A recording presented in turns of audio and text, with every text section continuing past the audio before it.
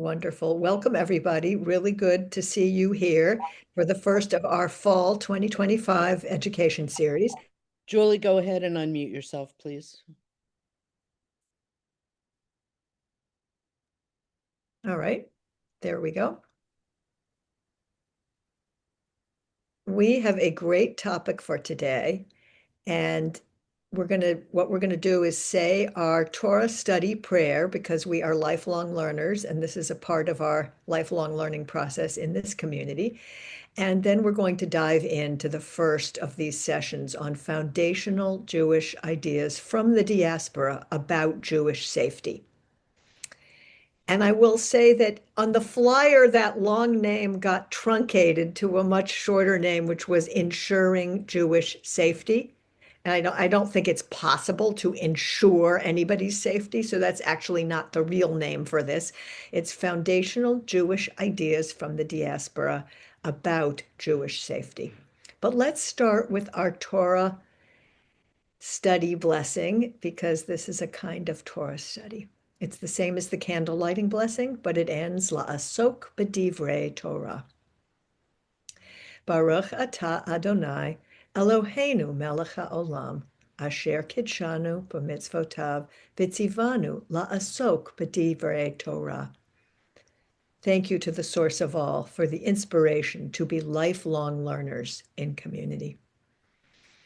And Bobby, I realized that when I'm spotlighted, I can't see the community. So is there any compromise, or do we need to do sort of back and forth? It's one or the other. It's one or the other. Okay. Let's go back to the other so I can see if people are joining the community view. Thank you so much.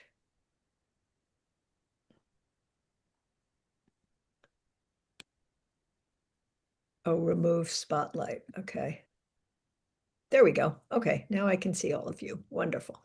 I see Louisa joined and Drew joined and Anne joined. Great. Okay, we just said our Torah prayer, and I want to say that this session is based on really good feedback from our education committee. That's the committee that asks the community, what do you want to learn, creates classes, gathers feedback, and just as the liaison with me in creating these education sessions. And the education committee wanted to have more frontal teaching, like more kind of lecture and depth and rigor, and less experiential participation. And so we're gonna try that for today. I think it's going to be great. And so I hope you don't mind me talking a lot, but I'm also going to be listening, and there will be some of both. But I'm really going to teach today.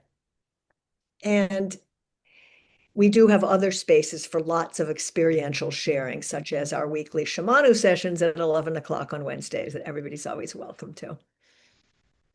So, foundational Jewish ideas from the diaspora about Jewish safety. I just want to start by saying Jewish safety is obviously incredibly close to our hearts and is a huge issue in the world. And it's not a new issue, but it's a big issue today. It is true that anti-Semitism is on the rise and that Jews in the world are in a more precarious position right now than we have been at some other times in our long history.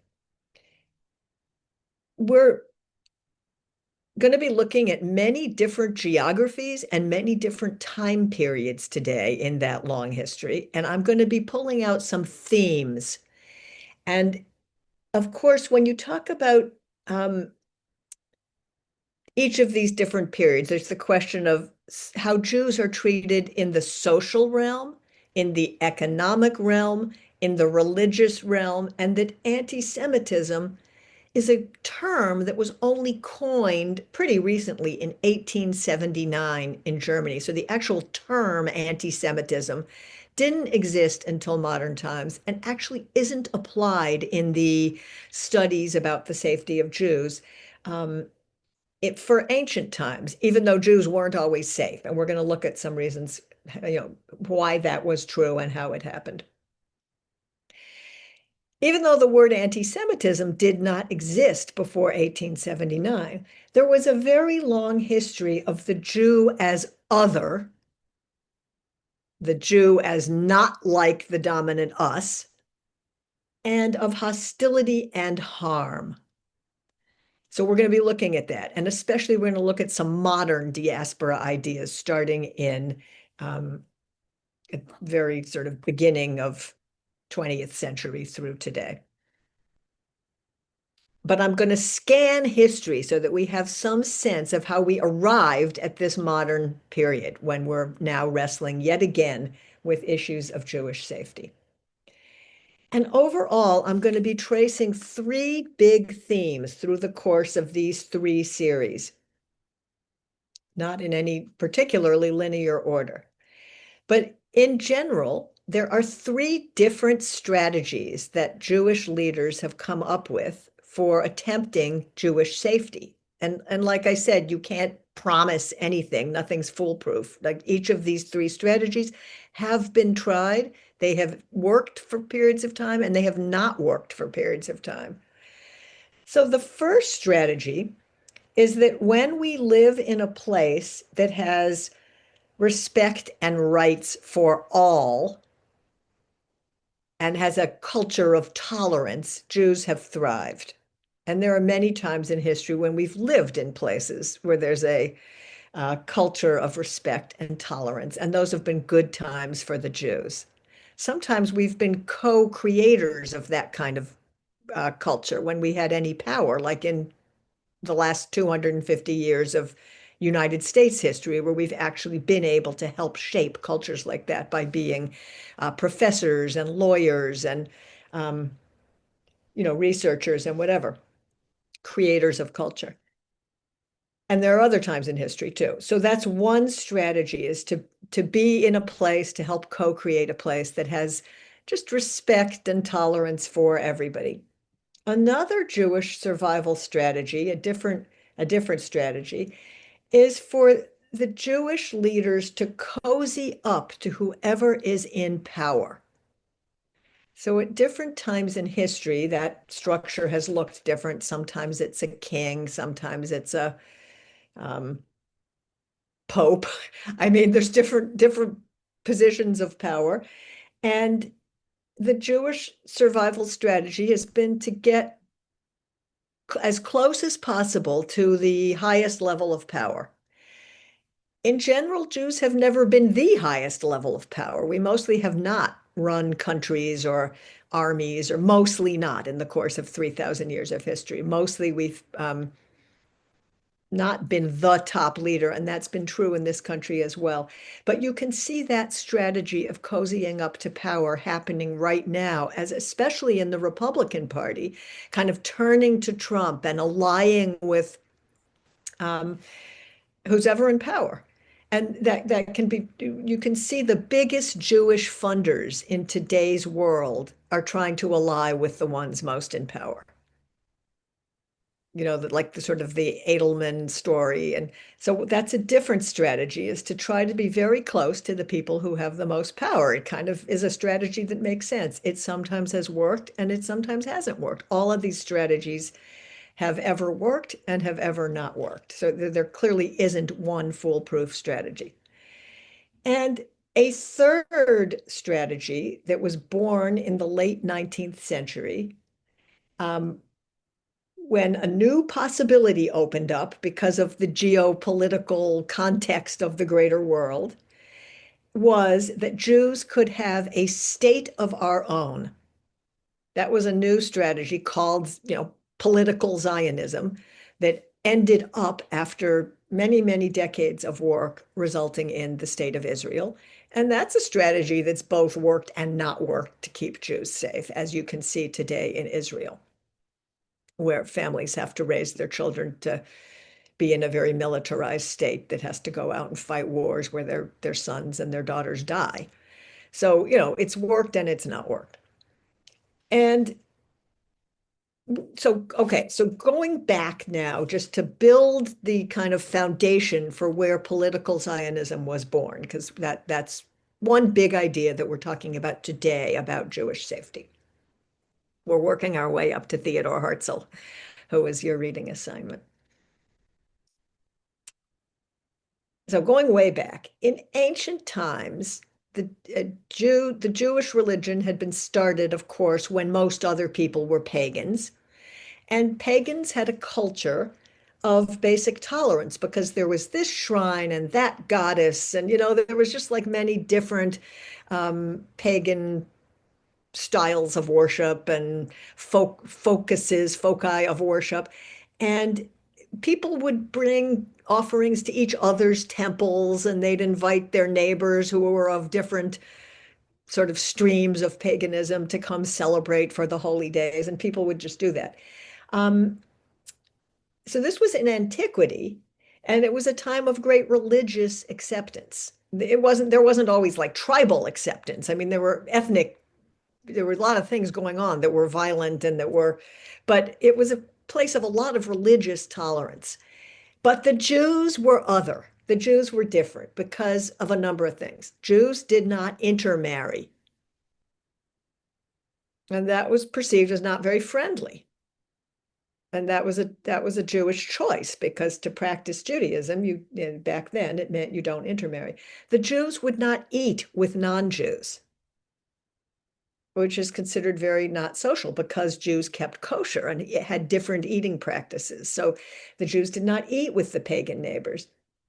And also the Jews did not participate in the cult and culture of mutual gift giving. And that was the way pagan mutual aid worked. Like people basically were in a gifting society where, 1 month you'd host everybody and the next month some other shrine would host everybody, that kind of thing. So the Jews were really other religiously. And it wasn't like a time of persecution, but it also wasn't a time really of integration, of a lot of, mixing and interrelating. The Jews were separate and other. The next stage after antiquity was a stage of empire.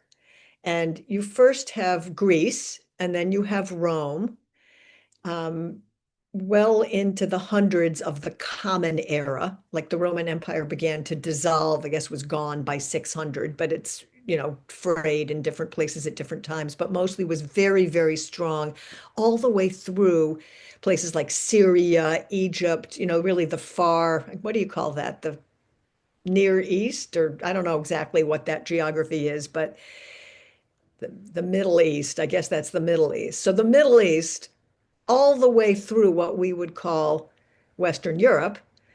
And Rome was the center of an empire. And Rome also had a lot of religious tolerance because Rome didn't care what religion you were as long as you served the emperor. You had to provide the right tithing and military enlistees. You had to serve the political structure, but they didn't care what religion you were, and they ruled over a vast, vast territory where people of every different religion. You had Zoroastrians and pagans of all different kinds. You had Christians eventually after about 300 CE. The Roman Empire was increasingly Christian. So the emperor wanted the emperor to be worshipped. And of course, Jews don't worship an emperor. Like we know the story of Jews not worshiping an emperor, right? We know the Hanukkah story where the Maccabees refused to bow down to the Greek statue that was actually an athlete, but to the Greek culture. The Maccabees refused to bow down to the icon of Greek culture. Mordecai refuses to bow down to Haman. And Jews don't bow, and Jews don't worship an emperor. Like that's kind of earthly might. And as you know, we just came through Yom Kippur, where the one day we do bow down is to God on these high holy days. So that was considered kind of treasonous by the Roman Empire. So the Roman Empire did not really like the Jews, not for religious reasons at all.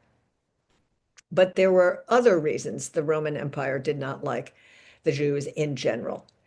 And another problem was as Rome took over all these different places, like Rome was constantly expanding and, kind of conquering barbarians and fighting the barbarians at the borders. And so Rome would displace the local aristocracies and put in its people, who were mostly soldiers being rewarded for participating in, Rome's dominance. And then they would get rewarded by being a local ruler. But that displaced the local aristocracies. And so that made more tension on the ground between Jews, who were high achieving in cultures in general, and the displaced aristocracies, who then saw the Jews as competitors and threats. So, they were competing for favor with the dominant Roman system, and that created some tensions. And ultimately, it really did not work out very well for the Jews under Rome, because Rome thought of what the Jews were doing as political rebellion. And that's why the Second Temple got destroyed. Basically, Rome destroyed the Second Temple, dispersed the Jews. And then after the Bar Kokhba rebellion, um, about 100 years later, really kicked the Jews out of what was called Palestine by the Roman Empire.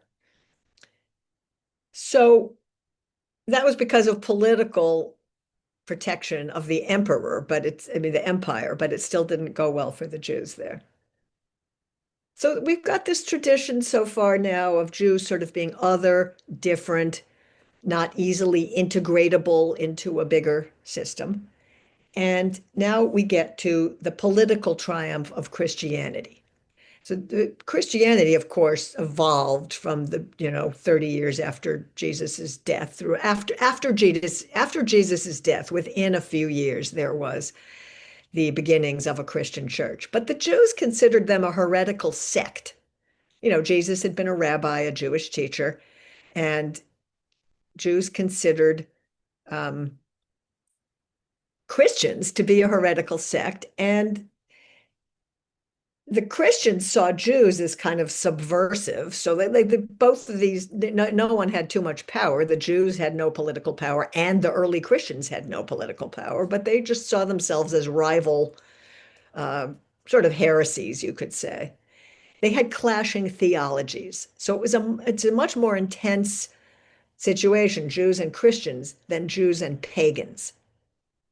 Because the pagans were pretty accepting and welcoming and inclusive, but the Christians weren't. The Christians had a theology that everybody has to be Christian. So the seeds were planted there for a less tolerant situation.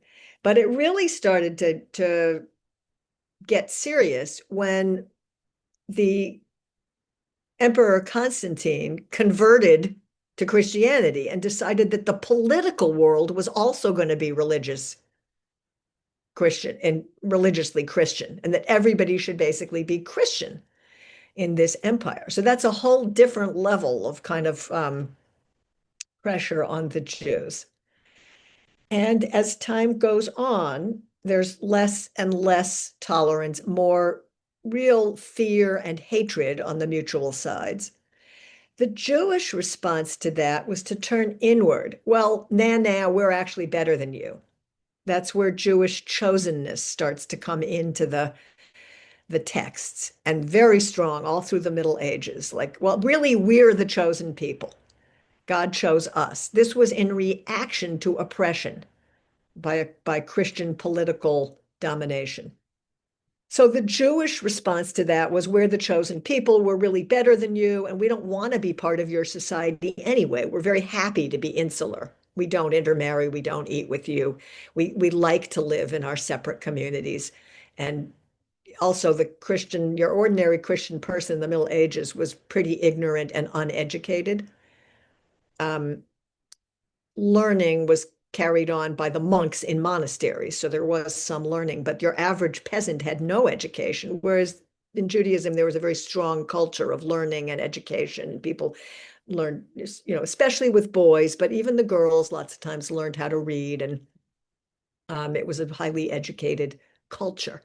And so the Jews looked down on the Christians and chose to be separate in the face of oppression. Christianity wanted everybody to convert, And in the Middle Ages, there were lots of forced conversions.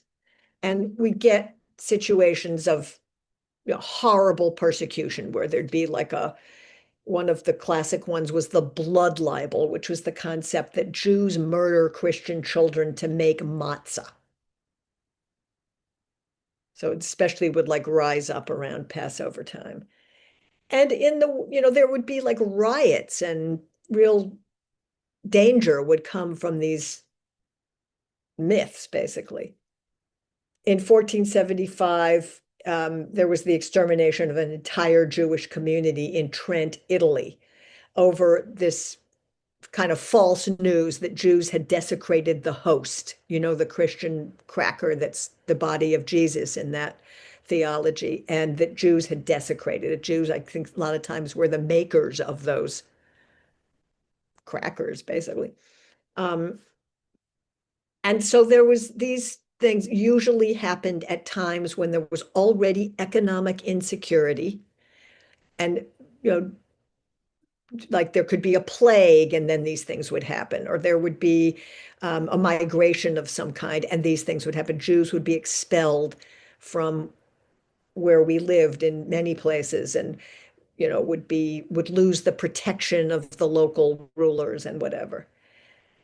And a lot of times bribes were charged. Like the Jewish community functioned as a community. So it wasn't like they were bribing each individual Jew. It's like the community as a whole would have to pay a bribe. The richer people would chip in more. It was a collective thing.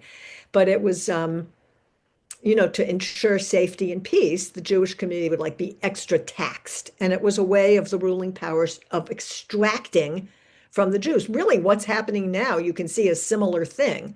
You can see Trump saying, well, if you pay me, these payments to what he sees as sort of Jewish created liberal institutions like universities or law firms or this or that, he's extracting fealty.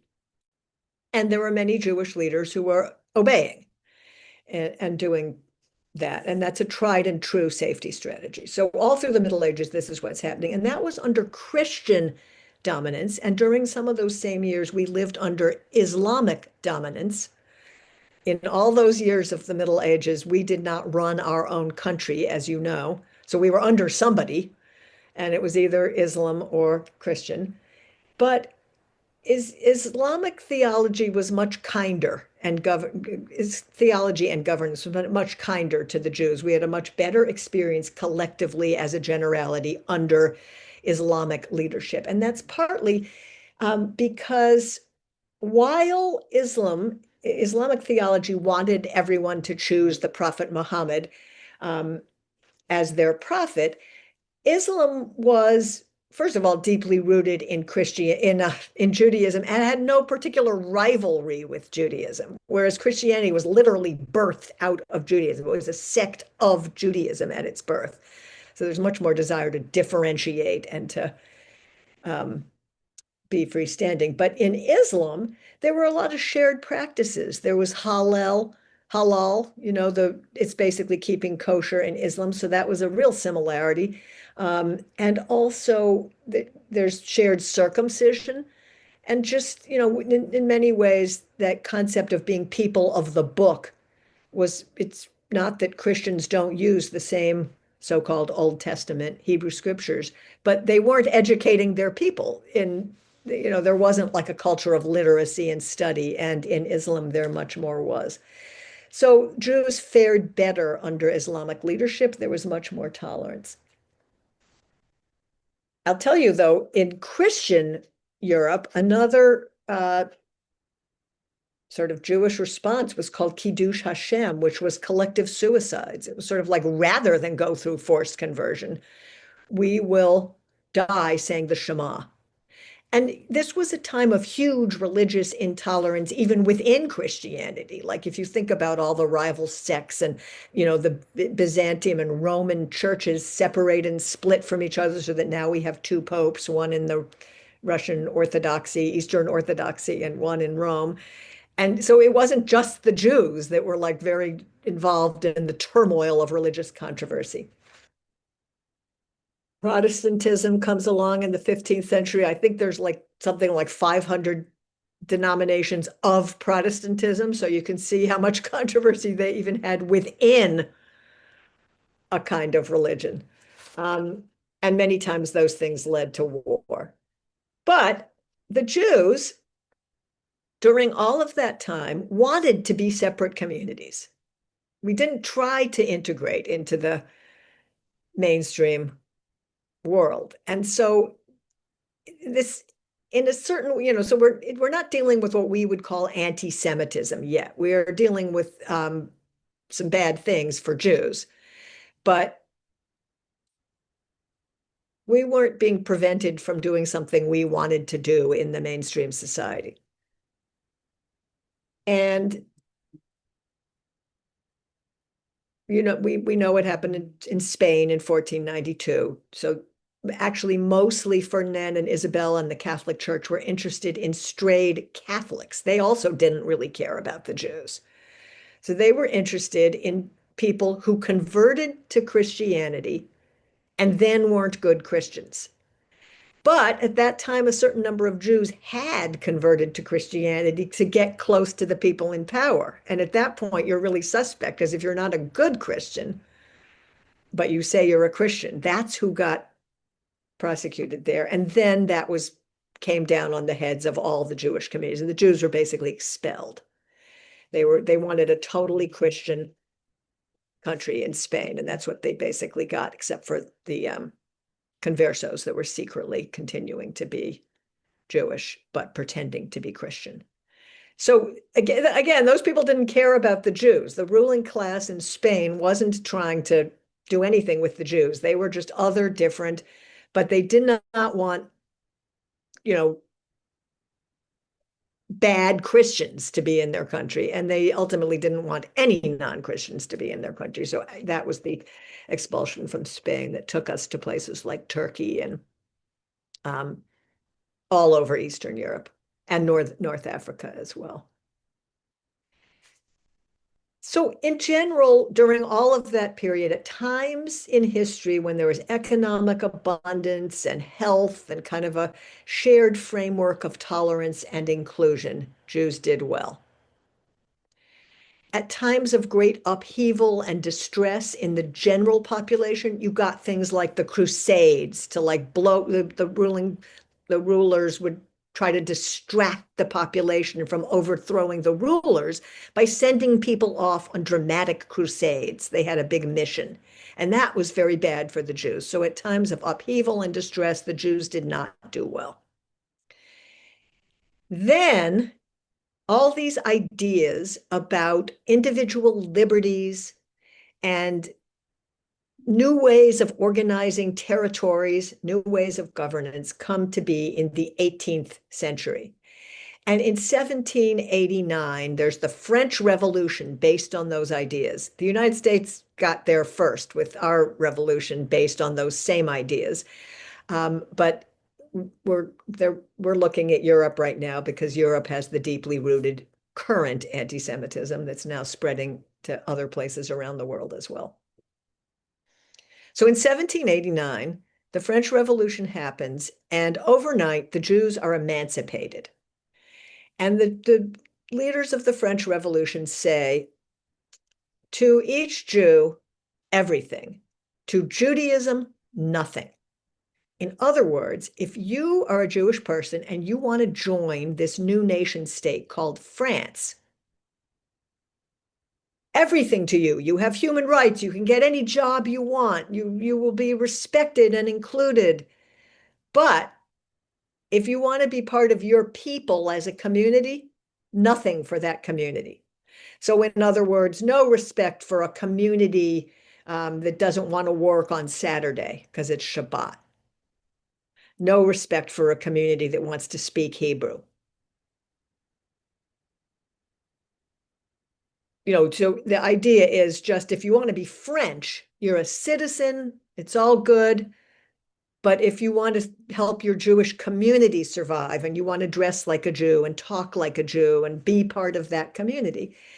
So this was but the emancipation was both enormously enticing to Jewish people who suddenly had the choice to join that society that had always shunned and oppressed them, but it meant they were losing Judaism to it. Was a horrible choice, that trade-off. So there was what came to be was an internal Jewish problem of assimilation into that mainstream society. Jewish communities started losing Jewish people because all of a sudden Jews could choose whether to be Jewish or not be Jewish.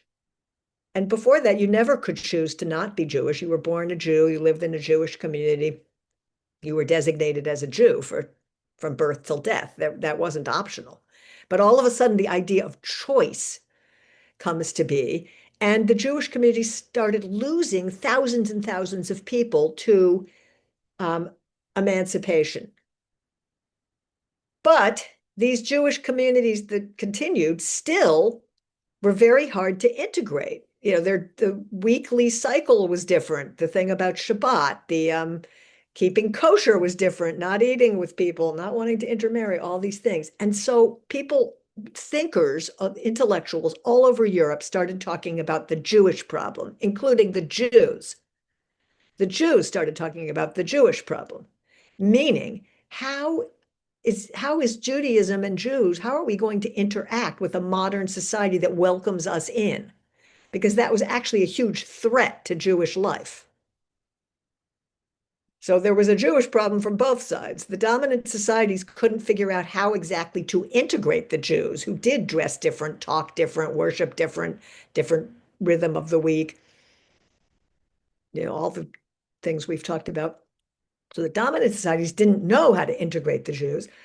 But the Jews didn't know what to do with the threat of even having the option of integrating into the dominant society. So you start having something in Europe called the Jewish problem. And thinkers are thinking about it. And the closest thing you can that's equivalent would be how in this country for 200 years, there's basically been the Black problem. What to do about the Black people? You know, first there's slavery, then there's what to do about the Black problem. And it's only very recently that we began to turn that on its head and ask what to do about the white supremacy problem, which when we really look at it, the question in Europe should have been what to do about a society that can't respect Judaism, rather than what's the problem with integrating these Jews. Do you see what I mean? It's like shining the arrow up onto the system of targeting, because the problem wasn't the Black people, it was that the Black people were enslaved.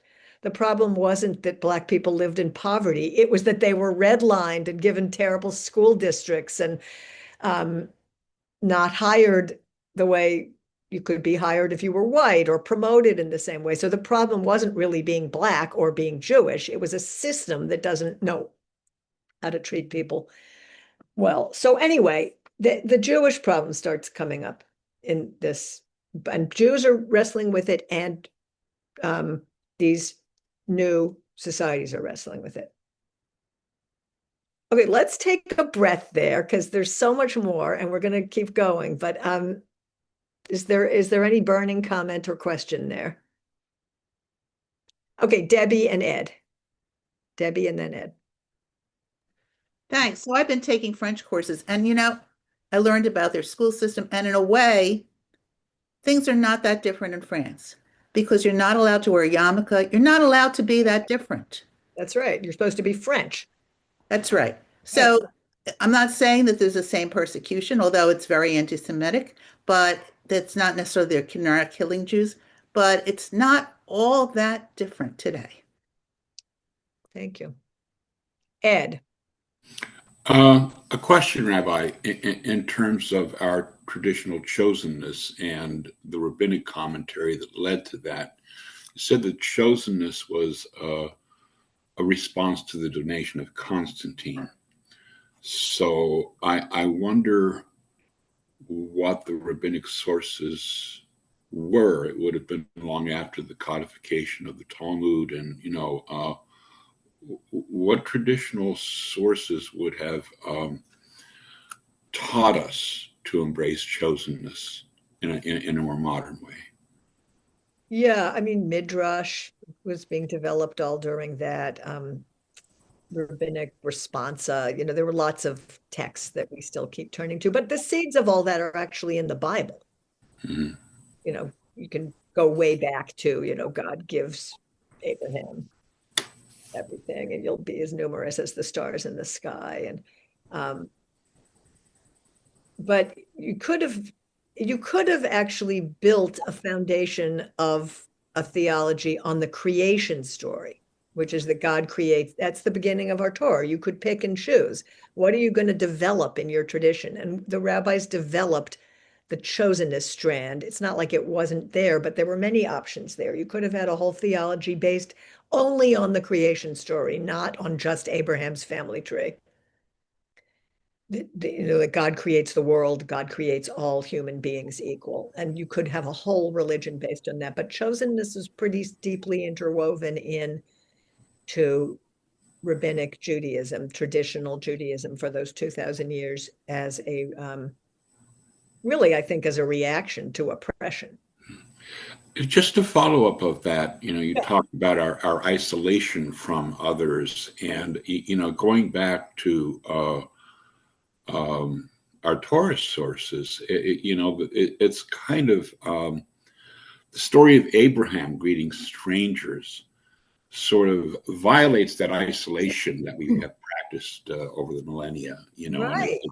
So you could have picked up on any strand of that. There were many seeds, but what gets developed is we're going to be separate in the face of no opportunity to not be separate. You know what I mean? So it's sort of like there's a reactivity there, and it's on both sides. It's like a figure eight. Okay, so we're going to keep moving on now. And I'll make another space for more questions, comments, because I was told to lecture, so I'm lecturing. There's a lot to say. Um, so, Roby's waving her finger at you.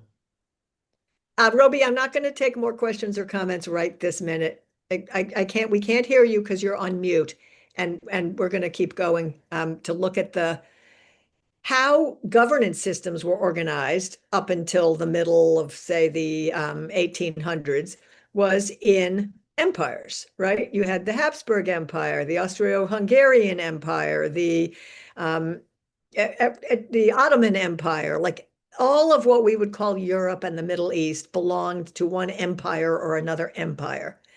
And diverse people, diverse ethnicities, diverse geography.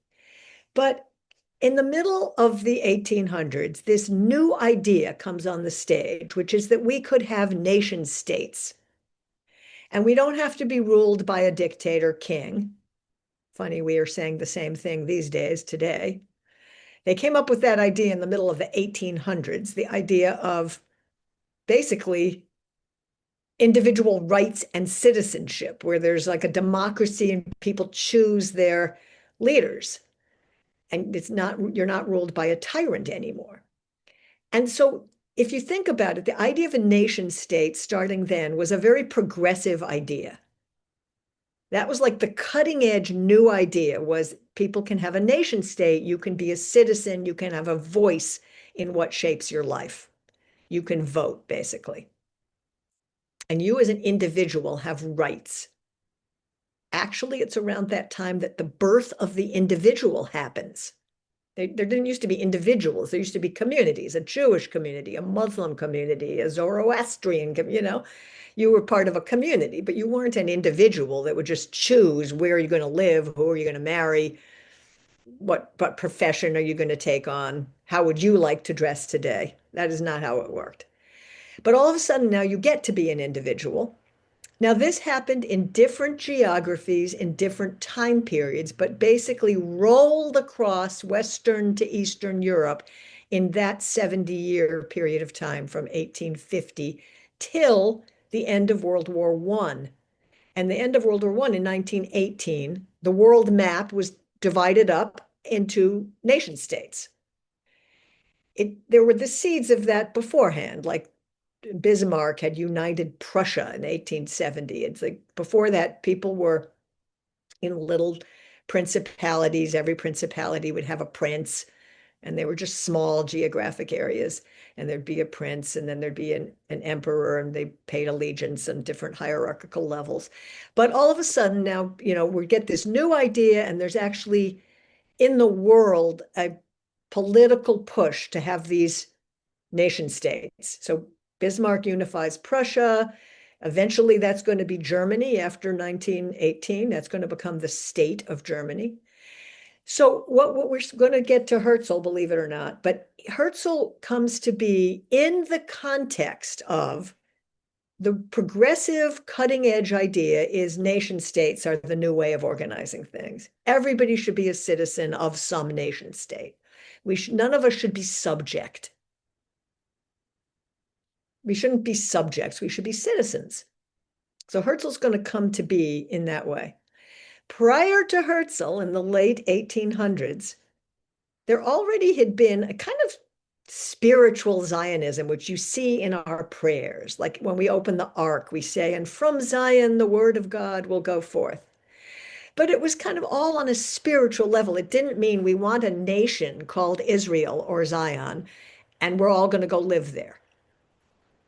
It was more like a sort of a spiritual yearning to be connected to the roots. A lot of things had, 3,000 years ago had started in those territories for Judaism. And a lot of our family tree spent time early on in those first generations in what we now call Israel. But there was no political movement. It was a sense of prayer, yearning.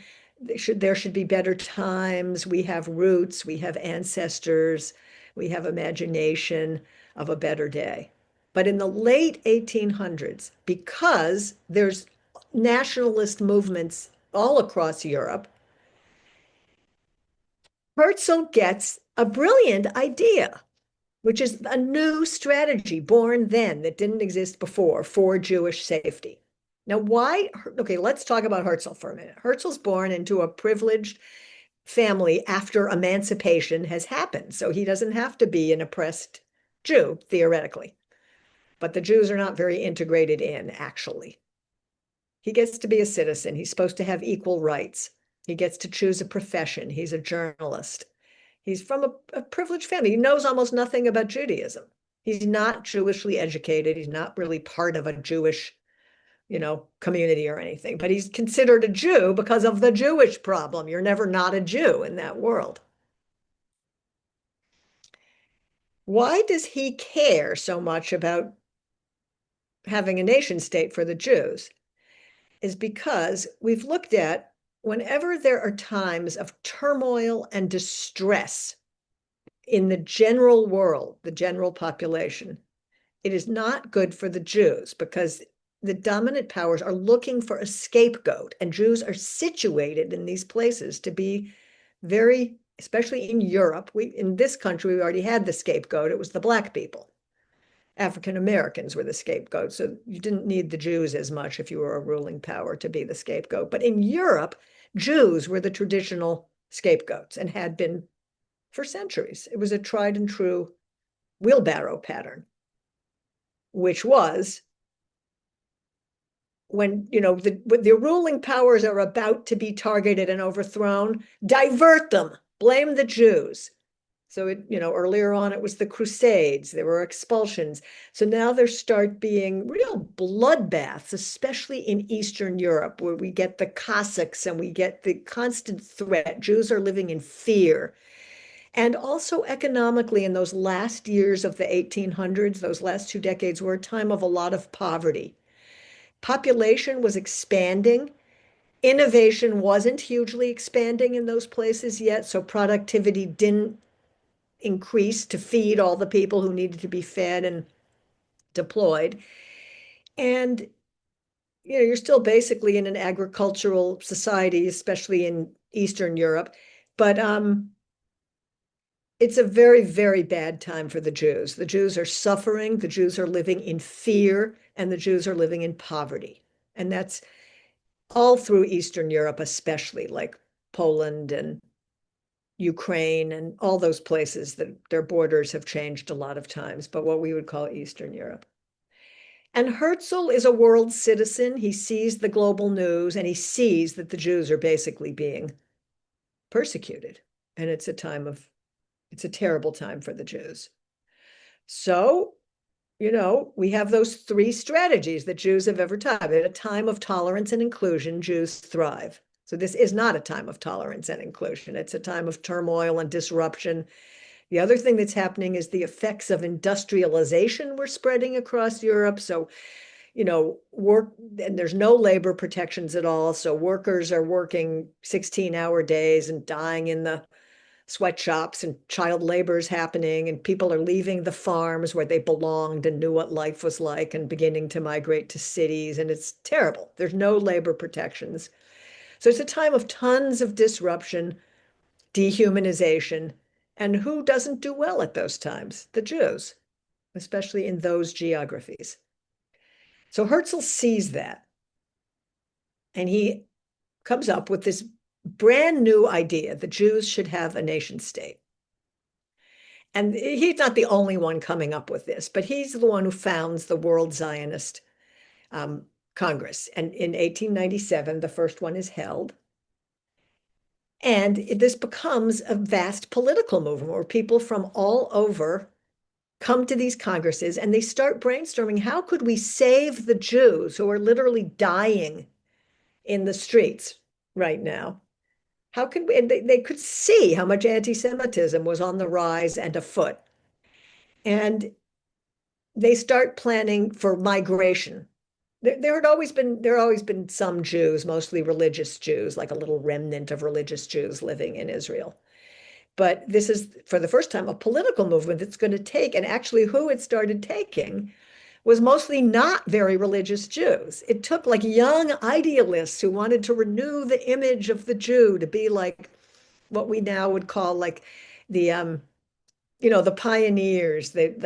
Jews were considered weak, and we sat around in yeshivas all day studying in the dark, and sort of looked sickly. And a lot of these yeshiva buchers actually had TB because they never went out. They studied Talmud all day long, and it was not a healthy environment. And so they wanted to reinvigorate the image of the Jew. We're going to be soldiers, and we're going to be settlers on the land, farmers. And that's who they started organizing to take to Eretz Yisrael, the land of Israel, which was at that point, like, first of all, inhabited by Palestinians, but second of all, there was lots of malaria and, desert, and didn't seem very promising. They literally did not notice that anybody else lived there already. It was a land that actually was settled already. That was invisible to them. So the Jews already were coming from a desperate situation in Eastern Europe. And it did those same dynamics we know where they ended up in the 1930s. So these Jewish leaders were seeing true trends. They weren't making it up that the Jews were threatened and that it was a really bad situation. So they were coming from a place of desperation and innovation. Like, why don't we have a state? Everybody else is getting a state, Italy, and we already know about France, and, so it's the disruption of empire. They're on the cusp of the old way falling. I mean, we're in a very similar position right now in this world. The old ways are falling. They're crumbling. Back then it was empire. There were going to be no more empires after 1918. So those ways are just collapsing. That way of life is collapsing. They don't yet know what's really going to be born, but it's being built on the French idea of emancipation and everyone being a citizen. And that's being birthed into the 20th century. So they're right at the cusp. You can see right when Herzl comes along, the old ways are falling, the new ways are being born. They're living right there at the crux of it all. Tons of disruption and kind of uncertainty. And in that context, Zionism gets born. It's a context of the old regimes falling, a new modern idea about how things could be better. There's surging nationalism, and that's what they're doing. Right in that same era, the Bolsheviks win the Russian Revolution. I mean, there's one in 1905, but by 1917, there's been complete revolution and communism is on the stage there. That was an earth-shattering, another complete just disruption, huge challenge to leaders. And, capitalism is sort of taking over the land now at this age, which is not really good for people. It's good for the people at the very top who make a lot of, end up with a lot of privilege, but a lot of people along the way are suffering a lot. And who gets to be the scapegoat? So we kind of see the lay of the land here. Zionism gets birthed as a political movement with that World Zionist Congress. And there's a lot to say here, but let's see. One other major driving influence on Herzl, you read about it, those of you who are able to read the article that was assigned, can't be underestimated, was, here the Jews think, well, France is a model, we're emancipated, there's going to be a few hiccups, but we're going to be just integrated in like everybody else. It's all going to be okay. And then we get the Alfred Dreyfus affair. And he was the top Jewish person in the French army. He's a captain in the French army. Whole new thing to him. It was like when the US Army integrated and accepted blacks who had been not included in the army for hundreds of years, 200 years, whatever. Yeah, about 200 years. I just did the math. But so all of a sudden, they have high hopes. There's going to be integration. It's a little bit of a worry because it's also going to be assimilation where you lose your Judaism. But we're going to work it all out. It's an age of great optimism. This after the emancipation, there's a lot of optimism. They believe in progress. They believe in sort of technical problem solving. And then this Dreyfus affair happens where he is basically framed as a traitor and stripped of everything. And it's a complete kangaroo court because he's proven innocent in the end. And it's just like it shocks Europe. It is unbelievably challenging to all these Jewish and non-Jewish leaders who had thought, oh, progress is happening, integration is happening, there's some problems, but it's all going to be fine. And they realized this is like really, this is a dangerous situation. It's really dangerous. And I can't say enough how much I think we're in a similar problem era right now. And these things don't happen in a blink. This back then happened over some decades, but between the Dreyfus affair and 1945, it was pretty dire. And that's what was a big eye opener also for Herzl, a huge influence that shaped his panic about the Jews. So as you could see from your reading, Herzl was frantic about Jewish safety. And he very, very profoundly wanted to save the lives of actual Jewish people. And he could see that these lives were highly threatened. He liked the idea of Palestine being the place. But along the way, he was very interested in accepting land in Argentina, accepting land in Uganda, because he could have saved tens of thousands of Jewish lives if they're, in his mind, if there was just a safe place to go.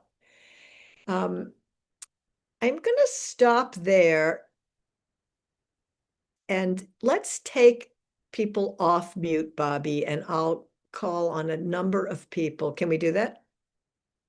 We can't. Okay. They have to unmute themselves. Okay, people will have to unmute themselves if they want to speak, then I'll call on people. I guess I want to ask you, in a nutshell, given the lay of the land that I've just described there, if you were a leader at this Zionist Congress who had to vote at that time, would you have accepted Uganda or Argentina, for instance, given that you couldn't have what was at that point part of the Ottoman Empire, the Holy Land of Zion? You couldn't have that. It was owned by somebody else until after World War I, in which, eventually the British bequeathed it to the Jews after World War II. But that's not an option right now. And Jews are dying all across Eastern Europe in pogroms and through poverty. And it's very, very desperate situation. Would you speak in just a brief 1 or 2 sentences? What would you take one of those other places and 1 sentence about why? And I'm going to look for hands. And this gets to sort of how crucial is that piece of land for Jewish safety. And it's certainly deeply rooted in our spiritual imagination. But just let's kind of hear how people would live back into that moment, which was right around the beginning of the 20th century. I think Susan Thompson has her hand up. Oh, yes, Susan Thompson. Thank you, Bobby. In answer to your question, I guess I probably would not have voted for Uganda or Argentina, because I think in the Middle East, in Israel, where it's settled now, Palestine, there's some kind of similarity in our cultures in some way. And I think I would try that first. But Even if you knew that like millions of people were going to die while no, not if I knew that was my second question. Um, I, if I thought there was safety somewhere else, then I would have voted for somewhere else. But the issue is, A, how did they know people were going to die? And B, when Herzl reviewed Palestine and so on, and you said that no one recognized there were other people living there. I mean, in the Bible and for centuries and centuries, it says that the people are there, and that's their homeland too. How could it be that, the whole Congress and Herzl did not recognize that this was a land to have to be shared?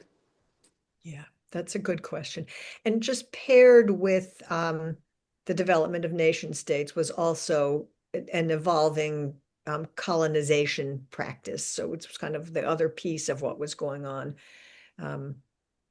This is a whole other class, but it was the sort of the consciousness of that time was that the Europeans were advanced and could go help the less advanced people in places, and that it was good for those countries for the Europeans to take over. Okay, so yeah, Peter. Right. I'm a historian, and I'll be brief. One key to understand Herzl, I think, was he was a subject of the Habsburg Empire, and that the Habsburg Empire was a multi-ethnic empire that was in the process of Hungary was a kingdom, Czechs were, that nation states would not be forming, but they were all organized around different ethnicities. And this was a growing problem, and Herzl was not alone. There were non-Zionists like the Bund were talking about territories. The question is, in a Europe that was increasingly becoming divided into ethnic states, where were the Jews? And it was, it was a concern about persecution. It was also a matter of expression. People like Herzl were fine speaking German, which was a general language. It would become people like in Prague, do you speak Czech, do you speak German? And so anyway, so that's, I think, an essential context for understanding Herzl, is seeing him as part of the Habsburg Empire. Other thing I would say is,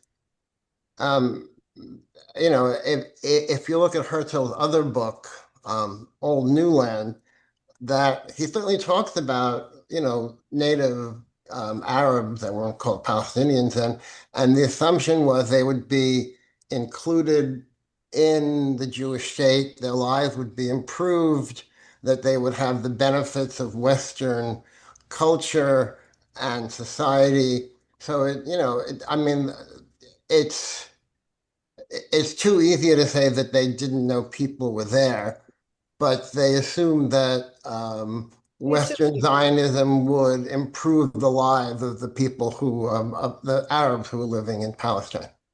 Peter, what would you decide about the big decisions of territory back then? Would you save lives in Uganda or would you hold out and know that?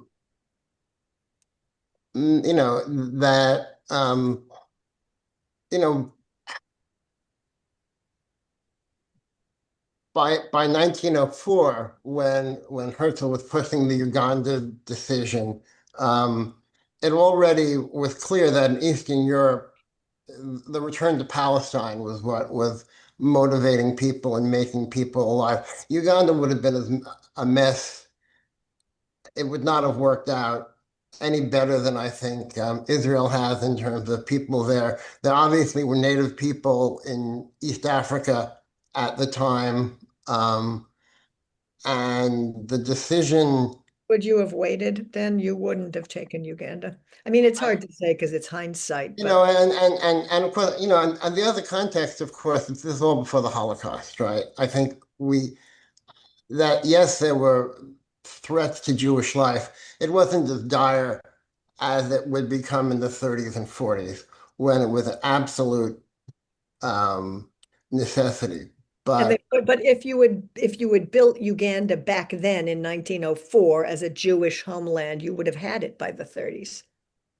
um, I mean, that was kind of they were projecting those trends into the future. I mean, I think it's a really hard question. And when you really get down to leaders who have to make decisions about things, I mean, it's just we're and let's not forget that 1.5 million Jews had come to the United States. Jews were going to other places. It was a time of mass migration of Jews. mass migration. Yeah. Yeah. Okay, so let me take a couple more people here. Carol. Thank you, Peter.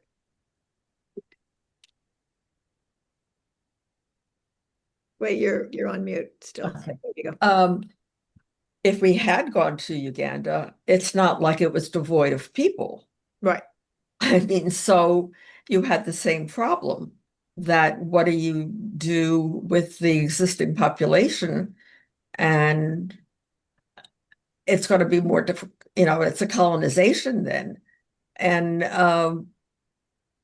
in Palestine, at least the Arab population that was there, as you had pointed out, there was more of a kinship with Muslim, uh, whereas the people who lived in Uganda had no relationship to Judaism. So even if you knew that millions of people would die not having a nation state, would you hold out for Palestine? Millions of Jews would die. And Yeah. it's a dilemma. Okay, anybody else? Yeah, Louisa's had her hand up. Okay, Louisa, it's going to be our last person in this round. In certain respects, it depends on what the regulations and the stipulations were that were offered with Uganda and the area in Latin America, because these places were already inhabited. So it was also a matter of seeing what was available. While I would have maybe taken part, but also they don't have as many waterways as our current state of Israel and are not as free to get into by boat.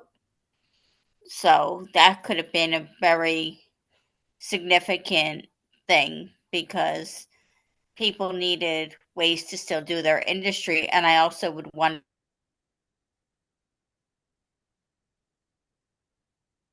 I think we lost you there, but I think we got what you're saying there.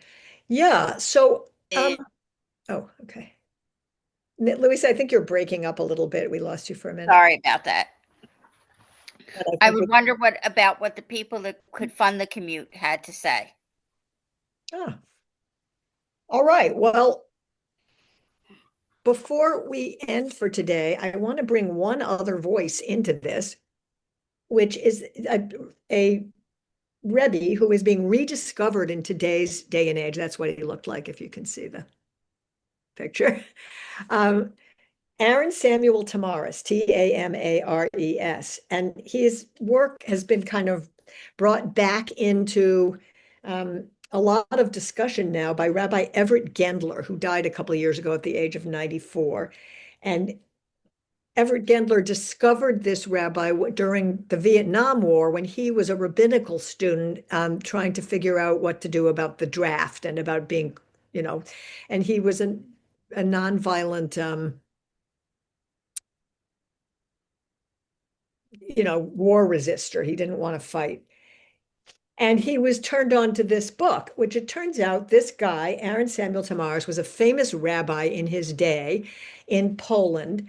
He was invited to be the rabbi of the biggest yeshiva in Eastern Europe, but he didn't want to do that. He wanted to serve his people in his village and study and write. And he was a young man and went to the Fourth World Zionist Conference, all enthusiastic about Zionism. He thought, okay, he saw how much his people were suffering. He lived very, very close to the people, and he knew the suffering of the people living in fear and poverty, the Jewish people who he ministered to. And he was very excited about Zionism. He went to the Fourth Congress, and then what he saw there was just nationalist talk about borders and armies and, fighting your neighbors for resources. And he just was absolutely appalled and left that Zionist Congress and became a rabid anti-Zionist. And let me see, I have a couple quotes. I actually wrote down a lot of different quotes. He wanted the Jewish people to understand that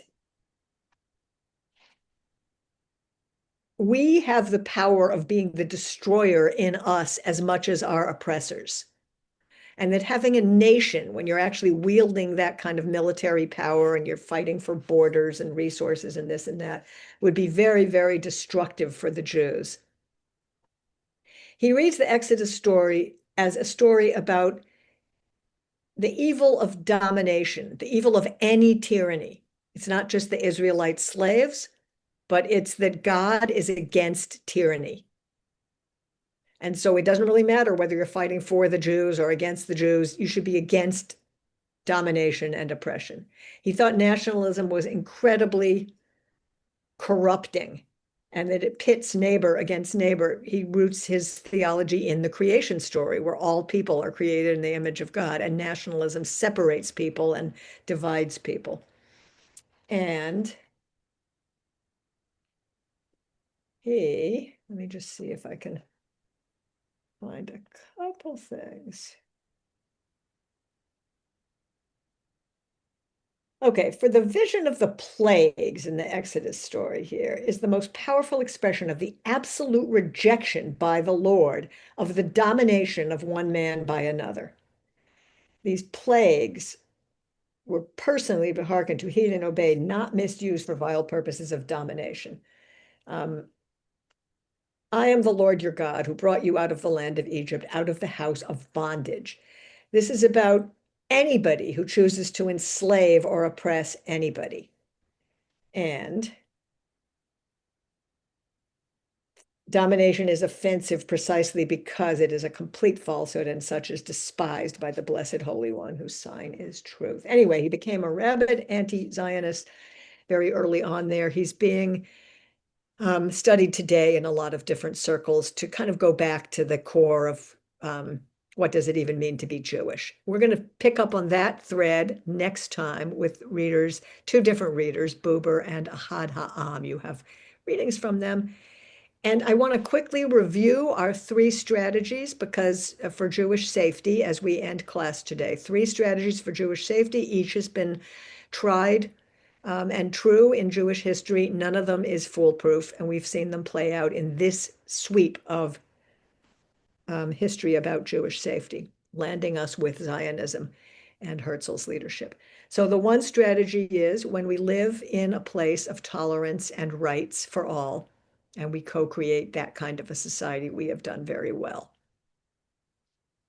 But we don't have total control over it always being a time of abundance. And, we don't control pandemics. We don't control economic disruption. There's a lot of things we have no control over. So that strategy has not always worked. It has worked for hundreds of centuries at a time when things were going well for the whole society. And it was a tolerant and accepting culture. So for many hundreds of years, that strategy has worked for Jews. It hasn't always worked for Jews. The next strategy of survival is cozy up to the ones who have the most power. We've seen that in Jewish history, both work and not work. In medieval times, for 1,500 years, basically, maybe 1,200,